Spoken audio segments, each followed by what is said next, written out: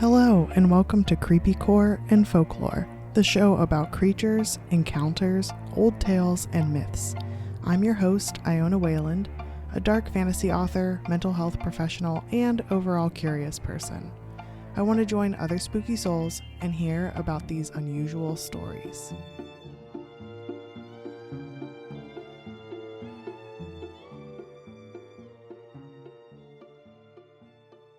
Hello. I am excited that this is episode 7. This is pretty cool. Typically, it's tough for podcasts to get to the 7th episode. That's just like a statistic or like an average that it's tough for podcasts to get to 7. And here I am bulk recording to this point because I'm that kind of person. I'm really excited for today's deep dive because of course it's related to something going on in my life, but I recently got I recently gave in, I should say, to an interest of mine that I've had for quite some time. Ever since I can remember, I've been really into puppets and puppetry and just the art form that goes into that. And so I decided to invest in a professional puppet, and I named her Skelly. She is really fluffy and rainbow colored, so it was really cool for Pride. I know by the time this comes out it won't be June anymore, but it was really cool to have this rainbow floofy friend. I named her Skelly. I was between a couple names. And I talked to some of my friends and they helped me narrow it down. But Skelly means storyteller in Gaelic. It's an Irish name. And I'm, mixed race, but the white side of me is very Irish proud. And I love that I can kind of tie in some of my heritage in that way. But then also it'll be fun because she's going to be a storyteller of sorts, and maybe I can figure out a way to work her in. And if you already follow the Creepycore and Folklore Instagram, then you'll know what she looks like and what she sounds like. I've tried for a while to find the right voice for her. I guess I'm just doing the best I can. I don't know the official way to do puppetry, but I'm just kind of learning as I go, and it's a lot of fun. But naturally, with something that's fun like that I'm interested in, I wanted to look at kind of the alternative side to it, and I tried to look up haunted puppets. And what came up was a lot of information, actually. Instead of it being more about puppets, like the very first one is a puppet of sorts. Instead of it being about puppets, it was more along the lines of being about dolls. And I thought that was interesting, how something that's not supposed to be animated is kind of taking on their own forms. But also I am getting ahead of myself. This one of course freaked me out, and there's some heavy topics talked about, such as death, and so I just kind of wanted to forewarn there. This one kind of surprised me at how hard-hitting it was, with certain lore behind each doll or puppet kind of fabric-y friend, or maybe not so much as a friend, maybe a foe. And I just thought it would be neat to because Skelly is such a new addition, the cryptid ambassador, because I'm making her be a part of the cryptid crew. I wanted to make sure I researched it includes puppets, dolls, or stuffed animals. I kind of did that into the search, and there was so much that came up, but I kind of narrowed it down to 4 that really caught my eye and seemed pretty interesting to me. Oh, I don't know if you can hear it or not, but my little baby is talking quite a bit. I'm gonna see if I can capture her in a more official way, real quick. 1 second. Do you have something you want to say?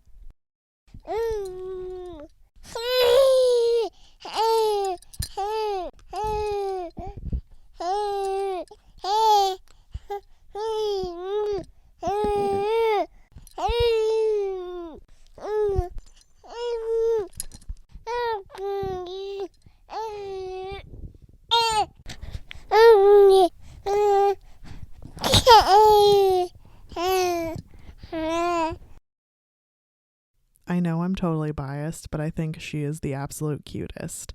And maybe she just realized it was her cue, because as you're imagining a really cute squishy baby that I have, I also want you to kind of flip that image on its head there and imagine a super creepy, horrific baby, because that's the first one we're going to cover. So the first one will be familiar if you're a sparkling vampire Twilight franchise fan. You already may know about this. But in the books, the Twilight series, there's a half vampire, half human love child made between Bella Swan and Edward Cullen. And she names her infant after both of their moms. So Bella's mom's name is Esme, I haven't read these in like a really long time. But yes, I have read them. So it was quite an interesting experience. And I kind of love that there's like this sudden resurgence of it. It seems like when people watch the series or read the series, some do it in an ironic but like nostalgic way, and others do it in an unironic way. And it's always fun to see like who does what for what reason, and some of it might surprise you. But anyway, so Esme is I guess Edward's mom, I think, and Bella's mom's name is Renee, and so she combined the name to make Renesmee. And in the Breaking Dawn movie, there were already odd choices because the baby was never depicted as an infant. It was depicted as like a 6 or 9 month old when it was born. And like, I know that they're trying to make the infant like age really quickly, but it was just like such an odd choice. And instead of using like a human infant, instead they ended up showing a CGI kid. But before they made the choice to put money into the CGI child, their previous decision was that they created a custom animatronic. And this is an aside, but I'm always weirded out by animatronics. I can still remember going to Chuck E. Cheese's where every hour there's an animatronic concert, if that makes sense. And I was told, don't look behind the velvet curtain whenever the show was over, and they'd kind of like glide back to where they went from and the velvet curtain would close. But someone telling me don't look behind the velvet curtain just made me want to look even more. And when I saw the lifeless animatronics, I was scarred ever since. So there are several times that I can remember seeing really creepy animatronics. One was in the Goofy movie. Of course, there's Five Nights at Freddy's or FNAF. And then also I've been getting like lots of, I guess because I've been researching more of the creepy stuff lately, there's been a lot of TikToks of like abandoned ones where they'll show them what they were back in the day in their heyday, which is still super creepy. I mean, not even gonna lie. And then they show them now and they are super fucked up. Like they are really not right. It's like just one jaw and one eye that blinks and it just kind of like gapes open and close. It's really creepy. But anyway, so this animatronic baby, I guess you can call it, it's very strange looking. It blinks really slowly. There's like footage of it if you want to look it up, and I'll try and find a way to like post this. But if I can't, it was given the name, so you know what to search up, Chuck Esme, because it looks like Chucky the doll that came to life and haunted people. I still have never seen that movie. But apparently this animatronic doll really resembles Chucky. So she was apparently 60 pounds and made out of like the mechanics and latex. When I watched the footage of it, there's very like odd stares and jolting movements. And there were puppeteers, so this is where it kind of counts as a puppet, but there were puppeteers that were trying to make it seem endearing. But the cast was so uncomfortable and the footage looked so odd that they ended up scrapping it and they went with the CGI child. So you might be wondering where Chuck Esme is now. And it's actually in the Forever Twilight display at the Chamber of Commerce in Forks, Washington, because that's where the series is set.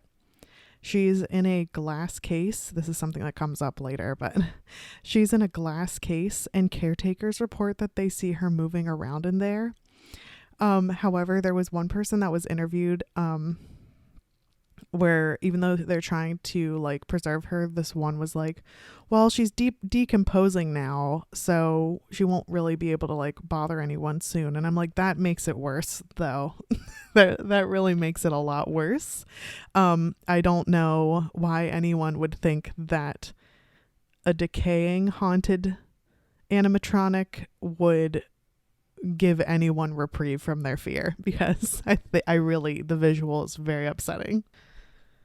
The second one I wanted to go over is Okiku. This one was pretty sad to me. And it in my eyes, even though there's like creepy stuff, it's kind of creepy cute. Like there's like really sweet sentiments behind it. So back in 1918, Aikichi, who was 17 years old, Aikichi Suzuki, visited the Japanese island of Hokkaido, and she bought a doll for her little sister, Kikuko, as a souvenir of her trip. Kikuko was 2 at the time and named her doll Okiku. Kikuko, the girl, was sick and couldn't really leave her house very much, and so she played with Okiku all the time. So Okiku the doll was dressed in a traditional Japanese like kimono and had shoulder length black hair and like the straight across bangs. And it was really interesting because I was kind of curious as to why, like, first of all, I feel like Kikuko and Okiku are kind of similar sounding. So I looked up why she decided to name the doll Okiku. And Okiku actually means chrysanthemum. So then I did my thing where I keep digging over information that has nothing to do with what I'm looking up. And I looked up chrysanthemums and found that chrysanthemums symbolize friendship, happiness, and well-being. However, in several European places, people are actually given chrysanthemums for grieving and can be a sign of grief and bereavement. So they're given them at like funerals or gravestones and stuff like that.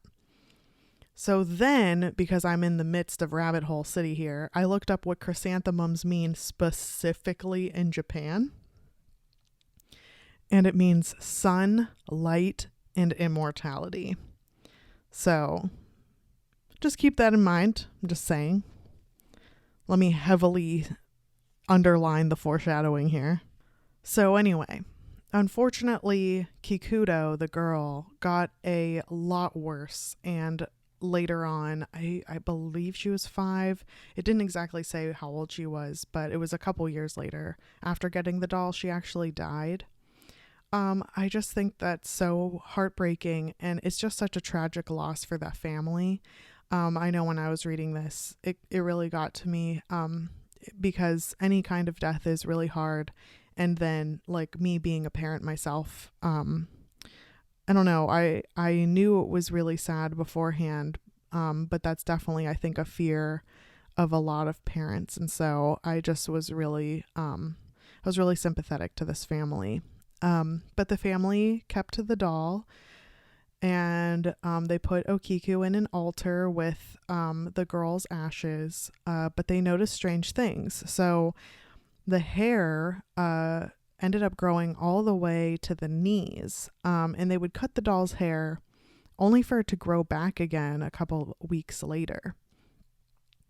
And so this was something where they like kept maintaining the doll's like hygiene basically when it came to trimming the doll's hair. But during World War II, they were forced to move to Sakhalin or Sakhalin, and they decided to give the doll to the Menengi temple, where they thought the monks could better care for the doll, who clearly had some spiritual needs. It was said that they often wondered if maybe the doll had the spirit of their child inside of her. So the hair continued to grow, and the monks would cut the hair, and they've taken photos to show the different lengths. Like the bangs will grow out, the hair will get longer. You can actually visit her to this day, and people will report noticing several things. Like there's several common themes that pop up. One is that the hair is still growing and they don't know why. They even took like samples, like I don't know what kind of scientist does this, but a scientist of some sort. I don't know what they did, but they took some of her hair and they tested it, and it's human hair, but there's no reason to know why it would keep growing. And that's actually, like, as we hear later, dolls at that time period having human hair was like really common. They would just take like hair donations and they would then like incorporate it into dolls. That wasn't unheard of, but there's no reason it should grow. Another thing that they noticed is that when her mouth was originally closed, her mouth is now open, and there's reports of several teeth erupting. Honestly, I feel like this is the best baby doll ever, because my little babo is teething and now she's miserable. And at times she'll get like really upset and she'll cry. And so I'm glad that, or I at least hope that this doll isn't in any discomfort of these erupting teeth. Also, people report that eyes seem to follow them when they visit the area. However, I feel like that's something that's pretty common when it comes to any kind of like artwork or art piece or structure that has like eyes or like perceived eyes. It feels like they follow you, but maybe these are just a little more haunting. So these supernatural things have been happening for basically a century. I'm honestly glad that this doll seems safe and Okiku can kind of like rest in a place where people are like spiritually taking care of her. And then also it sounds like physically taking care of her. It also kind of seems cool that people are able to visit and see the doll still even to this day.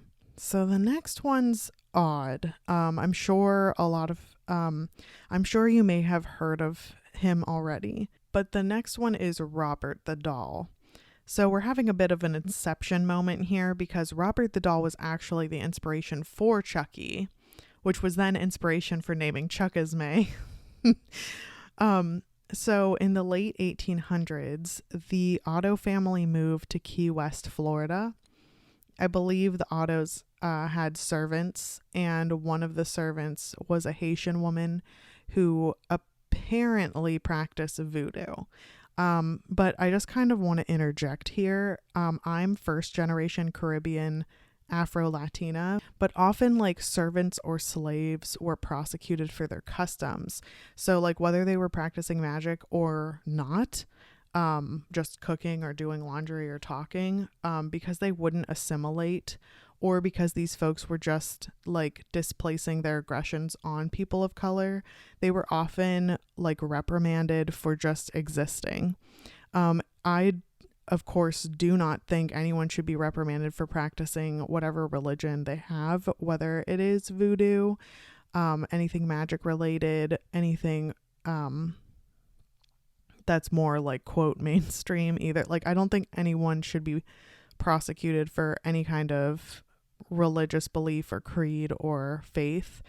And at the same time, like how often did this happen? I mean, when people weren't practicing any faith at all and were just like existing, and it just didn't match with people. So it just makes me like really sad for this poor Haitian woman who was then fired by Mrs. Otto, but she left their little boy allegedly with a doll, and the doll was kind of loosely modeled off of his likeness.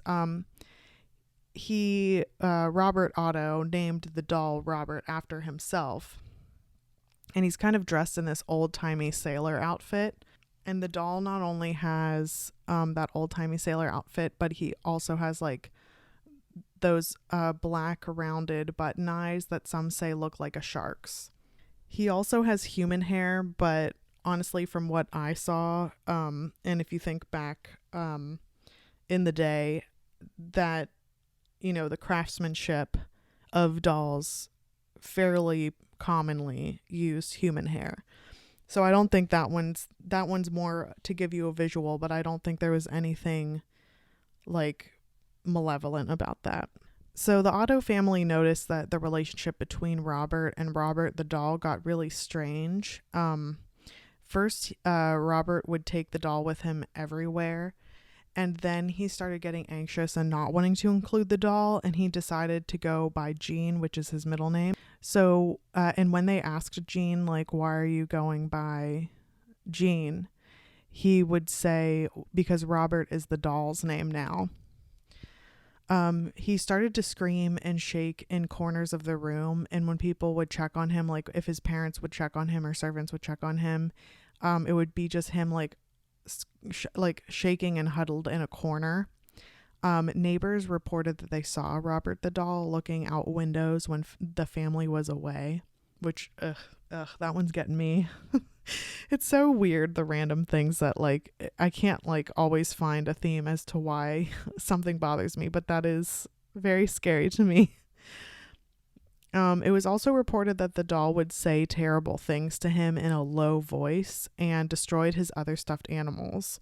When the destruction got worse and furniture would be like including like large furniture like his bed or chairs would be destroyed, Gene would swear that it was because of the doll, not him.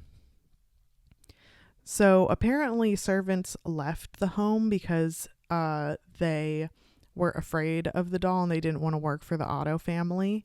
And the family ended up putting the doll up in the attic. I don't know why that wasn't done at first, but whatever. Later, like way later, fast forward to when he grows up, he's an adult, he kind of forgets about it. He gets married and he moves into his childhood home with his new wife. He ended up finding the doll in the attic and wanted to reconnect with the toy.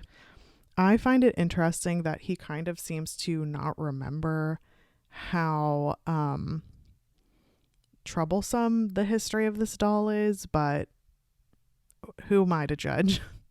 I've had creepy toys that I have a good relationship with. I mean, hell, I just got a spoopy puppet that's like gonna now be my admin. That's her like role. And some people think that her googly moogly eyes are kind of creepy, but I love her. So who am I to judge?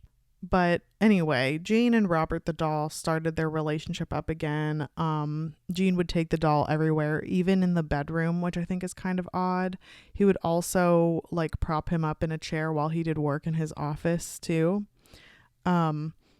The wife ended up saying that Robert the doll's face changed. And what's odd is like he doesn't really have facial features. Like he has the button eyes, but the way he's stitched kind of like on his face gives him the suggestions of a nose and a mouth, but he doesn't really have like it's pretty much a blank face. So I think that's strange that she saw that his face was changing. People stopped visiting, like apparently their social life dwindled because of the doll, and neighbors saw the doll moving around the house when no one was around. Again, that makes me very, very upset. I have my usual goosebumps when telling these stories. It's very, very upsetting. So they ended up putting him back in the attic where he would try to escape and they could hear banging and thumping from where they kept him, but they just like left him up there, which is kind of rude. Like, I don't know. Like, I feel like that's a problem. Cause then I'm like, what if he gets out? Robert Gene died in 1972 and the house was sold to a new family. Unfortunately, when the new family's daughter looked around the attic, she found the doll. But even when she tried to bond with it, she had night terrors and swore that the doll was trying to kill her. And she reported that like low, deep voice that was telling her terrible things, just like Gene did when he was a kid. So finally, this is what I think they should have done to begin with, but whatever. So finally, he was taken to the Marteo Gallery in Key West. It's an art and historical museum. And to this day, he sits in a glass cabinet. These damn glass cabinets. It makes things extra scary, in my opinion, but whatever. People can visit him and people can see him move. And sometimes the curators there will hear him bang and pound on the case where he's kept. Cameras and videos reportedly don't work unless you ask him nicely. And if you ask him nicely, he'll give you permission by nodding in agreement. But if you don't listen to his wishes or he doesn't give a response at all and you still, like, without his consent, take video, the least of your worries will that the video or the pictures won't turn out. Or the worst is that you could be cursed. Many claim to have even been cursed. Many have claimed to be cursed by him for multiple reasons. So like the one I was just talking about where they didn't ask permission for photos or videos. Some people will go in there and taunt or tease him, which I'm just like, guys, come on, we gotta... Worst case scenario, again with the least and worst case scenario. Worst case scenario, you get cursed, okay? And least case scenario, you look like a dummy. You look like a weirdo going in there and being like, hey, to like a doll that is just in a glass case. Like, I don't understand the thought process there. Also, people have said that even just buying the replica of him sold in the shop, they've felt cursed or had really bad luck after getting the replica. There's tons of letters that have been collected that people will write to him begging him to take the curse back, apparently. So on that light note, we move on to our fourth and last subject that we're going to cover, cursed object of some sort. The last one is Annabelle. This one's a bit more recent, and it's actually the inspiration for the Conjuring movie. I've never seen The Conjuring, and I kind of never had heard of The Conjuring. What made me hear about this and what put it on my radar and how I've heard of it is from TikTok, actually. There's a lady who lives in the, quote, Conjuring house, like the actual home, and has Annabelle the doll there. But you know, I've been on the spooky side of TikTok ever since starting this podcast. It's actually a Raggedy Ann doll. So apparently in the Conjuring movie, it's a like porcelain doll that was used for the movie, but it's actually a Raggedy Ann doll. I used to play with a Raggedy Ann and Andy doll when I was little, and they're so cute. So it's really hard for me to imagine one being malevolent. But anyway, it started with a nurse and her roommate who got the doll. I saw like one report saying that she got it as a gift from someone, and then I saw another report saying that she found it at like she thought it was like cute at like a secondhand store or a yard sale. So I'm not sure where it came from, but she and her roommate started noticing that the doll was moving. It would leave messages on this like old parchment paper that neither of them had in the household or was even around for their jobs, with help me written on it. And apparently, like, to a friend staying over or a boyfriend spending the night, people would wake up with like scratches on their body. So people were wondering, why is the doll acting in this way? So at first they thought it was the spirit of this girl named Annabelle Higgins, who had died at 7 when they did a seance with the doll. However, this whole information could not be corroborated, and it was found out by Ed and Lorraine Warren, It was determined that it was just a demon pretending to be a little girl who was inhabiting the doll for now. Yeah, wow. Babo is very disturbed by this information. Yeah, it's crazy. And its true desire was to be a part of a human host.